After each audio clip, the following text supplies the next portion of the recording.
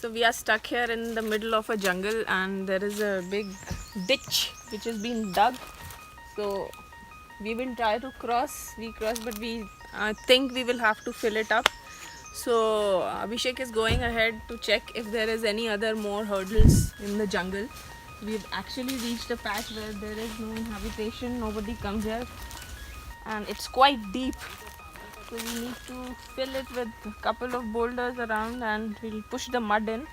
So we just need to fill that patch. This patch is quite comfortable to go. Just setting up all the cameras to capture this. See, the depression is really bad. So it will not cross it until or unless the entire team, kind of fills it up with the mud.